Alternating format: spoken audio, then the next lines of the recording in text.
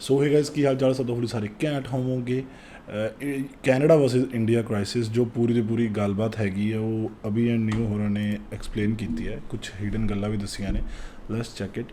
ज़्यादा वड्डी वीडियो नहीं, 11-12 मिनट की वीडियो आ, पर कुछ आई थिंक सीखने को मिलेगा वधिया। स्टार्ट। कनाडा भारत का दोस्त है या दुश्मन? कनाडा दोस्त इसीलिए क्योंकि यहाँ की इंडियन कम्युनिटी किसी भी फॉरेन देश की सबसे बड़ी इंडियन कम्युनिटी है, और दुश्मन क्योंकि पिछले कई सालों में उन्होंने अनगिनत ऐसे लोगों को छुपाया है जिन्हें भारत टेररिस्ट मानता है।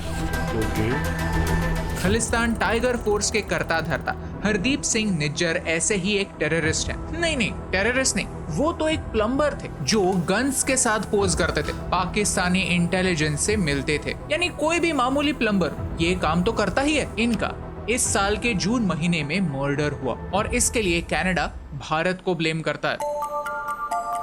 ये कहानी एक आइसबर्ग की तरह है, वही आइसबर्ग जिसने टाइटैनिक को डुबा दिया था। ऊपर से उसका चेहरा काफी छोटा होता है, लेकिन नीचे प्रॉब्लम्स का पूरा पहाड़ होता है। सही कौन, गलत कौन, आइए जानते हैं एक ओपन माइंड के साथ। ये है हमारी नई सीरीज कनाडा इन क्राइसिस, जहां हम भारत कनाडा के कॉम्प्लेक्स रिश्ते को गहराई से समझने की कोशिश करेंगे। अगर आपको इस वीडियो से कुछ नया सीखने मिलता है तो चैनल को फॉलो या सब्सक्राइब करना ना भूलिए। ये आपके लिए तो फ्री है, लेकिन इससे हमारी बहुत हेल्प होती है। ये गल है वैसे, ठीक है, सबसक्राइब कर लिया करो, वधिया रहता सिस्टम। और तो कुछ नहीं, बंदे नूं थोड़ा हौसला ही मिलता रहता है काम करन दा। रिपब्लिक ऑफ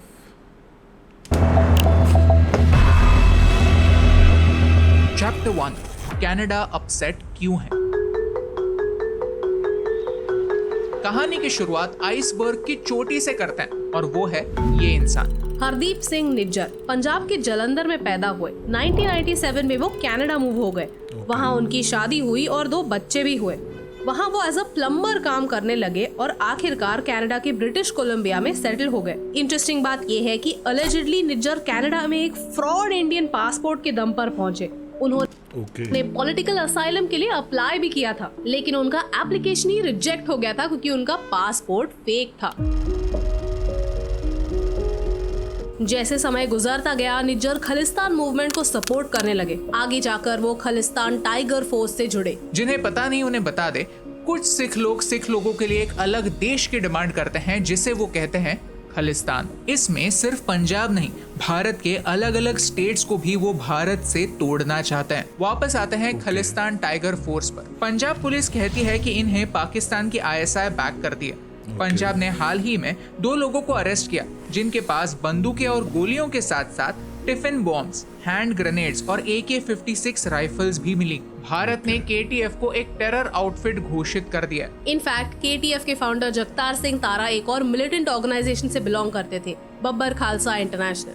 लुधियाना के श्रृंगार सिनेमा ब्लास्ट केस में इस ऑर्गेनाइजेशन का नाम आया था। निज्जर को अब नहीं, 2020 में ही भारत ने टेररिस्ट करार दे दिया था। भारत, कनाडा, ऑस्ट्रेलिया और UK को खालिस्तानी एक्टिविस्ट के खिलाफ एक्शन लेने के लिए रिमाइंड करता रहता है। द क्वेश्चन इज, जो देश हमें अपना दोस्त कहते हैं वो इन उग्रवादी लोगों के अगेंस्ट एक्शन क्यों नहीं लेते? क्या वो भारत की रिस्पेक्ट करते हैं? एटलीस्ट कनाडा का जवाब क्लियर है। ओके ठीक है, बट चलो देखते हैं अगे की कहते हैं ये। पर जिथे मैंने लगता शायद कैनेडा जस्ट ये कह रहा है, मतलब मैं किसी को डिफेंड नहीं कर रहा, जस्ट मैं तो गल कि जो मैनू समझ आया हुण तक वो है कि कैनेडा शायद इस करके इस चीज़ को ये कह रहा है कि तुसीं साडे सॉइल ते आके साडी कंट्री च एंटर होके किसी को नहीं मार सकते। ठीक है, मतलब ओबवियसली हुण ये तो खुद क्लेम करते हैं ना किसी पासे एजेंसीज़ ने मारा जां कुछ होया। ठीक है, तो वो कहते वो मतलब ये कहते हैं कि तुसीं साडे सॉइल ते आके साडे सिटीजन को नहीं मार सकते। इस तरीके नाल शायद कैनेडा डिफेंड कर रहा है इस चीज़ को। बाकी चलो देखते हैं आगे। कनाडा ने उनके लैंड पर होने वाले एंटी इंडिया एक्टिविटीज को रोकने के बजाय भारत को ही ब्लेम करना स्टार्ट किया है। उनके प्राइम मिनिस्टर कहते हैं कि भारत ने उनके सॉवरेनिटी का अपमान करते हुए निज्जर का मर्डर किया है। ਉਹੀ मैं समझा रहा ना कि एक आज़ाद देश है, तुसीं उत्थे इदां नहीं किसी को मार सकते। ओबवियसली कैनेडा भी इंडिया जाके किसी के उत्ते किसी को नहीं मार सकता। ਇਹਦਾ मेरे ख्याल नाल हर कंट्री का एक हक है अपने सिटीजन को सेफ रखना। ठीक है, बट हाँ चलो ਅੱਗੇ ਉਹਦੇ ਇੰਟੈਂਸ਼ਨਸ ਕੀ ਨੇ, ਕੀ ਹਿਸਾਬ ਕਿਤਾਬ ਹੈ, ਇਹ ਤਾਂ ਬਾਅਦ 'ਚੋਂ ਹੀ ਪਤਾ ਲੱਗੂਗਾ। और इसके बारे में उनके पास क्रेडिबल एलिगेशंस भी हैं। Let me highlight this, allegations, evidence नहीं। एलिगेशन का मतलब इल्जाम होता है और एविडेंस का मतलब प्रूफ होता है। हमारे फॉरेन अफेयर्स मिनिस्ट्री ने कहा है कि ये एलिगेशंस अबसर्ड है और कनाडा ने कोई कम्युनिकेशन उनके साथ किया ही नहीं। दोनों देशों के बीच एक गेम ऑफ चेस शुरू हो चुका है, जहाँ उन्होंने हमारे डिप्लोमेट को फायर कर दिया, हमने भी उनके डिप्लोमेट को फायर कर दिया। उन्होंने कैनेडियंस को भारत जाने की अगेंस्ट ट्रैवल एडवाइजरी दी और हमने भी इंडियंस को वही कहा। दोनों देशों के सिटीजन्स को एक दूसरे के देश का वीसा मिलना अब मुश्किल होगा। अब दो ਕਹਿ ਤਾਂ ਰਹੇ ਕਹਿੰਦਾ ਏਜੰਸੀਜ਼ ਜਿਹੜੀਆਂ ਨਾਰਮਲ ਕੀ ਹੁੰਦੇ ਆ ਉਹਨੂੰ ਕੀ ਕਹਿੰਦੇ ਆ ਯਾਰ, ਆਪਣੀ ਯਾਰ ਜਿਹੜੀ ਵੀਜ਼ਾ ਪ੍ਰੋਵਾਈਡ ਕਰਦੀ ਆ, ਮੈਂ ਭੁੱਲ ਗਿਆ ਉਹਦਾ ਨਾਮ ਆ, कनाडा की एजेंसी कह सकते हैं, हाँ वही कह सकते हैं। दो पॉसिबिलिटीज हैं, एक कि भारत का इसमें कोई हाथ है और दूसरी कि भारत का इसमें कोई हाथ नहीं। इन्वेस्टिगेशन की जिम्मेदारी कनाडा की है क्योंकि ये क्राइम उनके सॉइल पर हुआ है और कनेडियन प्राइम मिनिस्टर कहते हैं कि वो भारत के साथ रिश्ते बिगाड़ना नहीं चाहते, भारत को उकसाना नहीं चाहते। वो आशा करते हैं कि भारत उनके साथ कोऑपरेट करेगा। कोऑपरेशन काफी बड़ा शब्द है और इसे याद जरूर रखिए, इस पर हम वापस आएंगे। चैप्टर 2, खालिस्तान और कनाडा का कनेक्शन। पहले चैप्टर में हमने जो भी कहा वो just tip of the iceberg था। थोड़ा डीप रिसर्च करने पर समझ आता है कि निज्जर के लिंक्स सीरियस मिलिटेंट्स के साथ भी थे। जैसे कि ये इंसान गजेंद्र सिंह जो 1981 के इंडियन एयरलाइंस फ्लाइट 423 को हाईजैक करने में इन्वॉल्व थे। गजेंद्र सिंह आजकल पाकिस्तान में है। 70s और 80s के समय खालिस्तान मूवमेंट अपने पीक पर थी। नवंबर 1981 में बब्बर खालसा नाम के एक टेरर ग्रुप ने पंजाब के 2 पुलिसमैन को मार दिया। मर्डर के बाद वो कनाडा भाग गए। उनमें से ही एक थे तलविंदर सिंह परमार। कोर्ट ने उनके अगेंस्ट एक वारंट निकाला। उन पर 6 बड़े आरोप थे जिनमें से 2 मर्डर के थे। अप्रैल 1982 में भारत सरकार ने कनाडा से फॉर्मली कोऑपरेशन की रिक्वेस्ट की। हमें तलविंदर सिंह परमार को भारत वापस लाना जरूरी था ताकि उन पर कार्रवाई हो सके और उन्हें लॉफुली सजा मिल सके एंड मोस्ट इम्पोर्टेंटली वो अपने टेररिस्ट एक्टिविटीज बंद कर दे। लेकिन कनेडियन सरकार ने मदद नहीं की। क्या आप गेस कर सकते हैं कि तब प्राइम मिनिस्टर कौन थे? जस्टिन ट्रूडो के पिता पियर ट्रूडो। ट्रूडो ने ये रिक्वेस्ट ठुकरा दी और एक अजीबोगरीब रीजन भी चिपका दिया कि भारत क्वीन ऑफ इंग्लैंड को हेड ऑफ स्टेट नहीं मानता तो कॉमनवेल्थ प्रोटोकॉल लागू ही नहीं होता। ये खालिस्तान मूवमेंट को सपोर्ट करने के लिए एक एक्सक्यूज था। तलविंदर सिंह और उनके साथियों को एक अच्छा एक गल इन्नी पिछे जाती है ना, देख लो ट्रूडो दे डैड आल्सो इनक्लूडेड एंड इन्नी पिछे जाती है गल सारी, कॉमनवेल्थ गल्लां, क्वीन दी गल्लां। वाह यार, इनडायरेक्ट सिग्नल था कि खालिस्तान को कनाडा का सपोर्ट है। उन्होंने ओपनली जेनोसाइड की मांग की, 50,000 हिंदुओं को मारने की धमकी दी। कनाडा के कुछ सिटीजन्स ने तब की सरकार को चेतावनी देने की कोशिश की लेकिन सब फेल हो गया। याद रहे ये सारी बातें ऑपरेशन ब्लू स्टार और एंटी सिख राइट्स के पहले की बात है। 23 जून 1985 को इन्हीं के साथियों ने जापान जाने वाली एक फ्लाइट में बॉम्ब प्लेस किया जिसमें 2 लगेज हैंडलर्स की जाने गई और 4 लोग इंजर हुए। लेकिन उनका इंटेंशन जापानीज लोगों को हार्म करना नहीं था। उनसे एक मिस्टेक हुई और उन्होंने बॉम्ब पर टाइमिंग गलत सेट किया जिससे वो बॉम्ब जापान पहुंचने के बाद ब्लास्ट हुआ। टारगेट थे इंडियंस और इंडियन ओरिजिन के लोग। वैसे ही एक बॉम्ब उन्होंने एयर इंडिया की फ्लाइट में भी प्लेस किया जिसमें 329 लोगों की जान गई। इसमें से कई लोग कनेडियन भी थे। गलत गल है यार, ये चीज़ां तो नहीं करनी चाहिए क्योंकि जिस तक मैनू लगता है कि एक सच्चा सिख शायद किसी बेगुनाह नूं नहीं मारेगा। This was the worst aviation disaster before 9/11। मुद्दा यह है कि सिर्फ जस्टिन ट्रूडो के पिता ने हमसे कोऑपरेशन नहीं किया, इसीलिए इन सारे लोगों की जान गई और जस्टिन ट्रूडो भी उनके पिता के नक्शे कदम पर चल रहे हैं। उग्रवादी लोगों को प्रोटेक्ट कर रहे हैं और भारत के डिप्लोमेट्स जो लॉफुली वहां पर काम करते हैं उन्हें परेशान कर रहे हैं। चैप्टर 3, क्या कनाडा दोस्त है?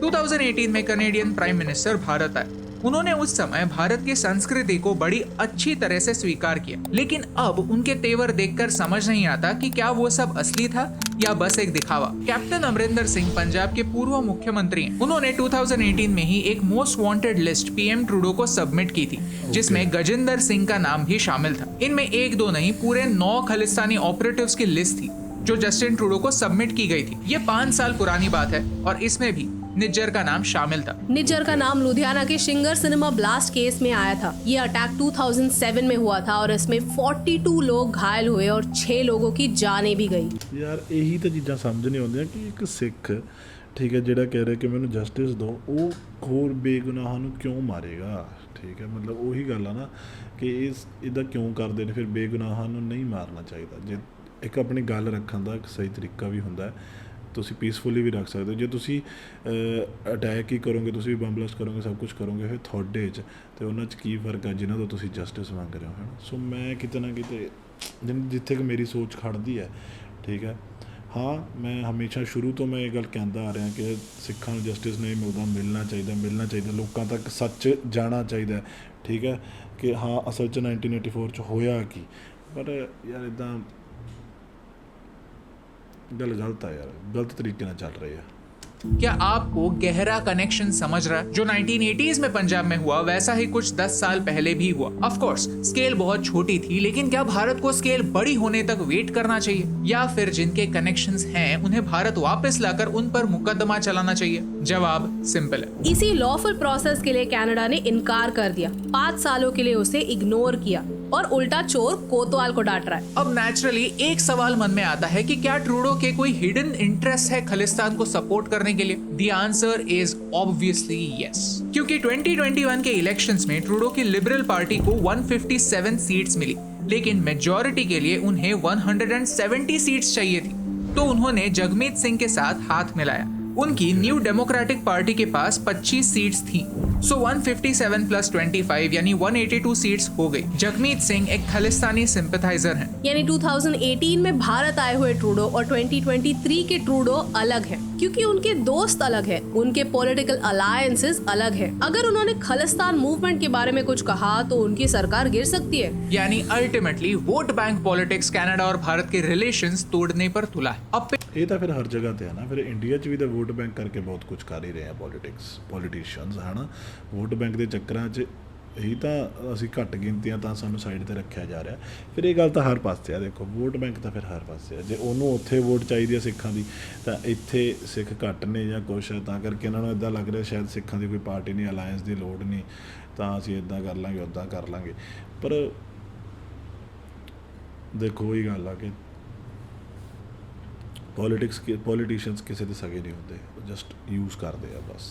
Picture speaks 1000 words. निज्जर के असैसिनेशन के तुरंत बाद कनाडा के एक गुरुद्वारे के बाहर ये होर्डिंग खुलेआम लगाया गया था, जहां इंडियन डिप्लोमेट्स के नाम लगाकर उन्हें मारने की सरेआम धमकी दी गई। ये क्लियरली इंस्टिगेशन है जिस पर कनाडा ने कोई एक्शन नहीं ली। कनाडा की तरफ से ये ग्रॉस नेग्लिजेंस है। एक डिप्लोमेट को प्रोटेक्ट करना उस सरकार की भी जिम्मेदारी होती है, कनाडा की जिम्मेदारी होती है। लेकिन कनाडा में ओपनली हमारे एक्स प्राइम मिनिस्टर के ब्रूटल असैसिनेशन को सेलिब्रेट किया जाता है और उसे रोकने के बजाय कनेडियन पीएम उसे फ्री स्पीच कहते हैं। कनाडा से हिंदूज को नहीं देखो ਬੀਬੀ ਜੀ, ਇੰਦਰਾ ਗਾਂਧੀ ਨਾਲ ਜੋ ਹੋਇਆ ਸੀ ਉਹਦੇ ਨਾਲ ਉਹੀ ਹੋਣਾ ਸੀ, ਠੀਕ ਹੈ, ਜੋ ਉਹਨੇ ਦਰਬਾਰ ਸਾਹਿਬ 'ਚ ਕੀਤਾ।